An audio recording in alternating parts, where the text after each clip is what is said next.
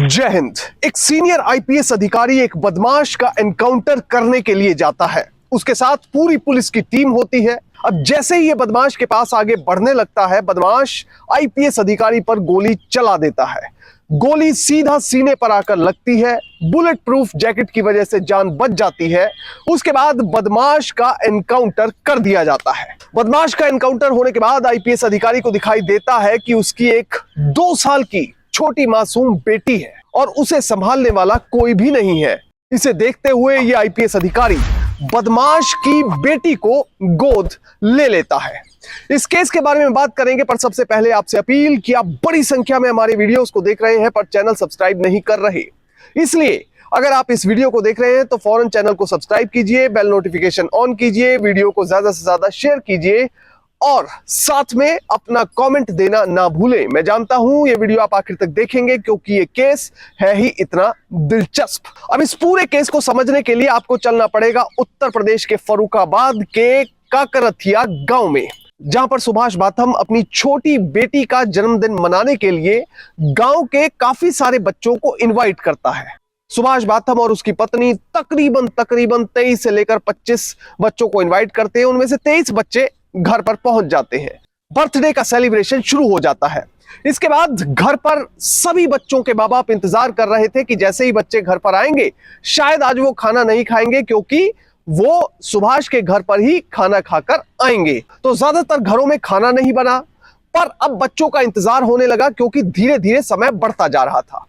एक बच्चे की मां पता करने के लिए सीधा सुभाष बाथम के घर पर पहुंचती है और दरवाजा खटखटाती है। शुरुआत में कोई दरवाजा नहीं खोलता, ना किसी की आहट सुनाई देती है। थोड़ी देर बाद जब वो दरवाजा खटखटाती रहती है और सुभाष का नाम पुकारती रहती है, तो अंदर से आवाज आती है कि मैं तुम्हारे बच्चे को वापस नहीं भेजूंगा।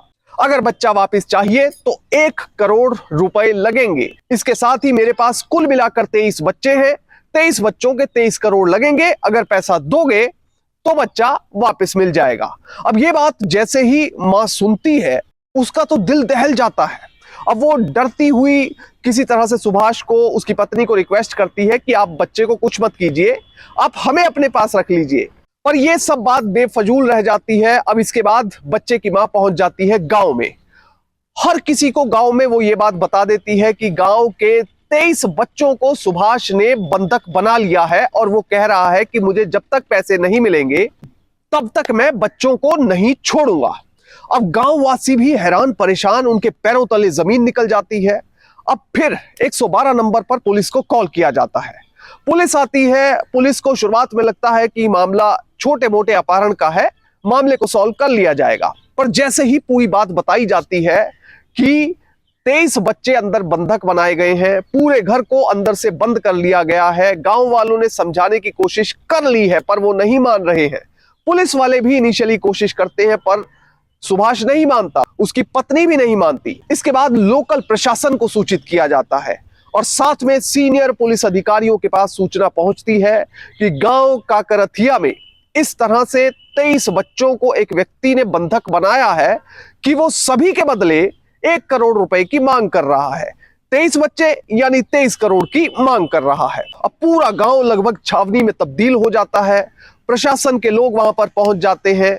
उत्तर प्रदेश के डीजीपी ओपी सिंह को 1 दिन बाद रिटायर होना था। 30 जनवरी की यह घटना है साल 2020 की। और उससे ठीक 1 दिन पहले पुलिस के अफसरों को जब यह बात पता चलती है तो तत्कालीन कानपुर के आईजी मोहित अग्रवाल, जो कि 1997 बैच के अधिकारी हैं, उनकी ड्यूटी लगाई जाती है कि आप फौरन फर्रुखाबाद के इस गांव में पहुंचे। अब लोकल प्रशासन लगातार कोशिश में लगा हुआ था कि किसी तरह से बच्चों को वहां से छुड़ा लिया जाए। अब ये व्यक्ति कथित तौर पर रिपोर्टेड फैक्ट्स के मुताबिक जब प्रशासन इससे एंगेज करने की कोशिश कर रहा था तो कहता है कि मुझे एक घर चाहिए, अगर मुझे एक घर दे दिया जाएगा तो मैं इन सभी 23 बच्चों को छोड़ दूंगा। थोड़ी देर बाद रिपोर्टेड फैक्ट्स के मुताबिक अपनी मांग को बदलता है और कहता है कि मुझे हर बच्चे के बदले में 1 करोड़ रुपया चाहिए, 23 करोड़ रुपए दो और बच्चे को छुड़वा लो। अब जब यह बात प्रशासन सुनता है तो बड़ी अजीब सी बात लगती है और एक ऐसी मांग है जिसे शायद एकदम से पूरा भी नहीं किया जा सकता। वहीं दूसरी तरफ आईजी मोहित अग्रवाल निकल चुके थे फर्रुखाबाद के इस गांव काकरथिया के लिए जहां पर यह घटना हुई थी। उन्होंने पहले पूरी सिचुएशन को मॉनिटर किया, देखा कि आखिर चल क्या रहा है ग्राउंड लेवल पर। और मोहित अग्रवाल ने पूरी पुलिस की टीम को दो पार्टियों में बांट दिया।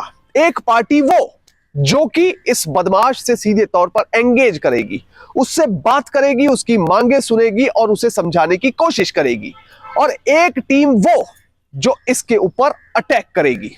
अब फिलहाल हुआ यह कि जब तक आईजी साहब वहां पहुंच रहे थे, इस बीच गांव वालों ने सुभाष नाम के इस बदमाश के एक दोस्त को ढूंढा और उस दोस्त को सुभाष के पास अंदर उसके घर पर भेजा, उसे समझाने के लिए कि जो तुम कर रहे हो वो गलत कर रहे हो। अब जैसे ही सुभाष का दोस्त अंदर आता है, उसे समझाने लगता है कि 23 बच्चों को आप जिस तरह से बंधक बना रहे हो वो सही नहीं है, ऐसा करने पर आपको जल्द से जल्द गिरफ्तार कर लिया जाएगा। पर सुभाष एक भी बात नहीं सुनता और फौरन अपने ही दोस्त पर कथित तौर पर गोली चला देता है। पैर के तरफ चलाई गई गोली उसके दोस्त को घायल कर देती है, पर वो किसी तरह से जान बचाकर बाहर भागता है। अब गांववासी ये समझ गए थे कि सुभाष किसी भी तरह से समझाने वाली बात को तो नहीं मानने वाला।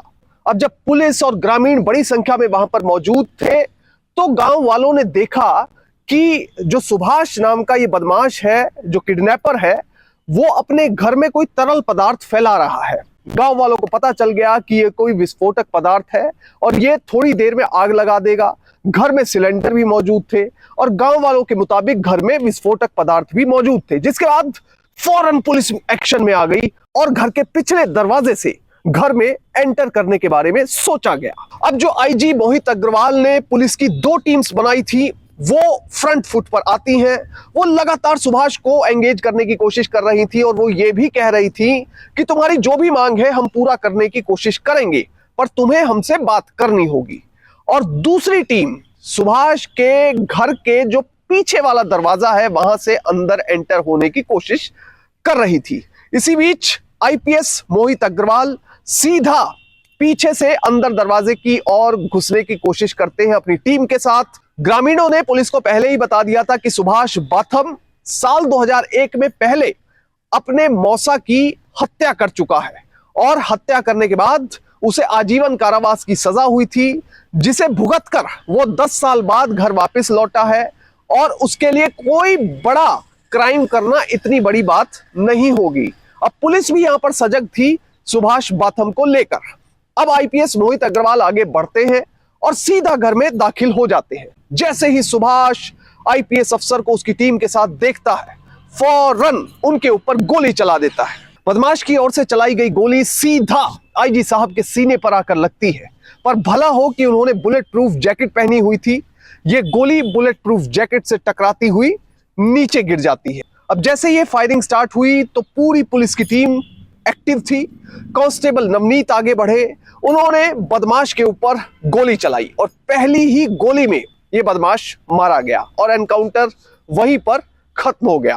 अब पुलिस ये चेक करने लगी कि कहीं इस बदमाश के पास और कोई असला तो नहीं है। अब जैसे ही एनकाउंटर खत्म होते गांव वालों ने देखा तो सुभाष बाथम नाम के इस किडनैपर की पत्नी को गांव वासियों ने पकड़ लिया। गांव वासियों के अंदर गुस्सा ज्यादा था, उन्होंने उसकी पत्नी को पीटना शुरू कर दिया।